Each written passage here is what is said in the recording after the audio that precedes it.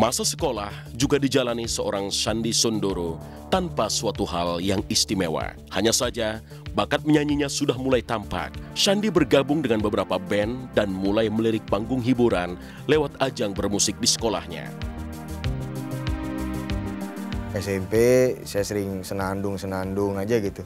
Memang saya juga suka, cuman untuk tampil di atas panggung tuh saya malu banget gitu. Saya kadang untuk baca di depan kelas saya bukan orang yang dulu tuh kecil, saya nggak, sampai sekarang sih sebenarnya saya bukan orang yang ingin dilihat semua, "Oi, look at me," gitu. Nggak, saya sebenarnya cuma pengen look at me, saya mau nyanyi gitu. Bukan wah gitu. Saya makanya kalau nyanyi kebanyakan saya merem gitu. Saya bukan tipe orang yang lihat mata sat nggak gitu. Pelajaran seni musik saya jelek banget gitu. Saya nggak suka teori musik. Saya orangnya pada dasarnya saya nggak suka diajarin gitu. Ini harus begini, harus begitu. Ya, nggak ada yang harus begini, harus begitu. You just have to die. You don't have to do anything except die and take a in the toilet. You have to do that. But you don't have to do this and that. Just follow your soul. Terus SMA baru saya nyanyi. Itu kelas 2 SMA. Jadi pada saat itu kita iseng-iseng bikin band, terus San lo jadi vokalisnya aja deh. Ya udah, saya udah mulai berani itu. Akhirnya juga saya pernah ikut, kita SMA saya di SMA Perguruan Cikini di Duren 3. Terus kita pernah mengikuti pensi-pensi. Salah satunya di pertama kali saya perform on stage kayaknya di Panggung di Luhur deh. Dulu ada pensi Panggung di Luhur, terus ya saya bawain lagu itu. Tapi saya kalau bawain lagu tuh cuman saya nongol di atas, nggak ngomong apa, saya nyanyi udah, habis itu ciao, dia nggak ngomong. Lingkungan keluarga yang dekat dengan musik sudah pasti berpengaruh pada alam bawah sadarnya. Sandy Sondoro pun mulai menekuni musik secara serius ketika ia memasuki masa remaja. Lagu-lagu rock dari Van Halen, Mr. Big, atau Black Crowes kerap ia bawakan di setiap aksi panggungnya. Dan terus melebarkan sayap, Sandy pun mencoba menulis lagu. Oh, pada saat itu SMA ya, pertama kali saya bikin grup band ya sama teman-teman sekelas saya. Kebetulan saya dulu di dua fisika dan tapi saya juga main, nggak cuma hanya anak fisika, saya main sama anak sosial juga main saya. Dan kebetulan di sekolah saya dulu cuma ada fisika, biologi, dan sos.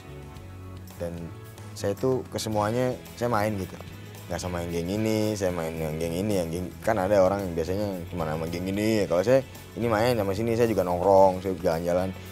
Ada bandnya di sini, ada band di sini, saya main dua-duanya, saya jadi vokalisnya gitu. Jadi kadang-kadang bentrok. Pertama kali saya nulis lagu judulnya Singing with the Moon. Jadi kenapa saya tulis itu, karena saya hidup sendiri di situ dan bulan saya lagi kesepian. Ya saya ngarangnya itu lagu I'm Singing with the Moon, malam-malam gue nyanyi sama bulan. That's it. Tak mudah memang menuai popularitas saat itu. Kalau di era digital seperti sekarang, teknologi memungkinkan seorang penyanyi muncul dan berjaya secara instan, maka Sandy Sondoro harus memulai dari bawah untuk bisa mendapatkan popularitasnya. Cibiran dari lingkungan pasti ada, tapi ia ternyata bisa membuktikan kemampuannya. Orang tua saya nggak setuju saya jadi pemain musik, saya jadi seniman musik. Nggak pernah dia ngomong, mereka berdua ngomong itu buruk. Pernah waktu itu ada teman mama, pada saat mungkin 2005 saya pernah kesini. Pada saat itu saya belum sukses gitu ya, maksudnya ya semi professional musician. Ya saya memang udah hidup sebagai profesi saya memang musisi, cuman ya saya main di mungkin ya independen lah, maksudnya kelas masih di bawah lah gitu. Ya, nyambung, maksudnya ya belum, istilahnya belum dikenal lebih banyak di katakanlah di Jerman gitu ya. Dia bilang, "San, ngapain jadi main musik? Kalau menjadi musik tuh kayak Eric Clapton tuh, hitsnya di mana-mana." Saya sih orang ngomong itu terserah. Saya dari dulu yang punya pendirian yang teguh gitu. Lu mau ngomong apa kek, tetep aja, dan gue bakalan ngelakuin ini, dan lu lihat aja ntar gitu. Karena keluarga saya bukan keluarga kaya ya, keluarga menengah, sederhana, biasa. Dan bagi keluarga kita untuk menyekolahkan ke Jerman masih masuk akal gitu, karena di situ ya Saya juga bisa kerja nyambi dan iuran sekolahnya juga satu semester tuh 6 bulan ya. Pada saat itu cuman 50 Deutschmark, berarti sekitar 500.000 rupiah 6 bulan.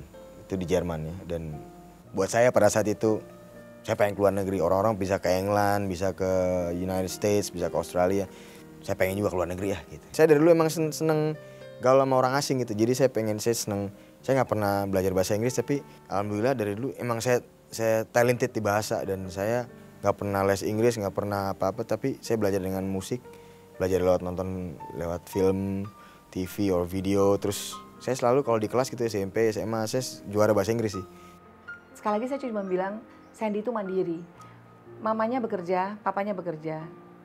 Kami sama-sama besar di lingkungan yang diasuh, pola asuhnya itu dari oma. Jadi dari kecil mandirinya itu betul-betul sudah kelihatan. Contohnya adalah ada cerita lucu.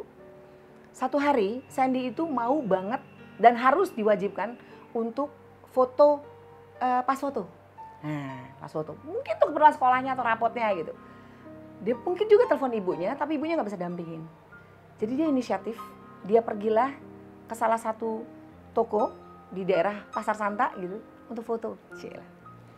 Saya foto, ceritanya dia masuk, karena kecil banget, dia tuh mini banget, kecil banget gitu. Jadi begitu dia datang, masuk ke toko itu, etalase tokonya tuh agak tinggi gitu. Assalamualaikum gitu. Si bapak yang punya toko terlihatnya, ini kok ada suara nggak ada orangnya ya gitu kan. Assalamualaikum gitu. Pasti lihat ke bawah gitu, zet ya, etalase dia lagi gini. Om, ini mau foto dong om. Giginya gitu dua, gitu. Itu lucu banget. Jadi dari kecil memang sudah mandiri. Pada saat dia memutuskan untuk meninggalkan Indonesia, setahu saya waktu itu dia tuh berharap untuk mendapatkan satu scholarship deh di Jerman.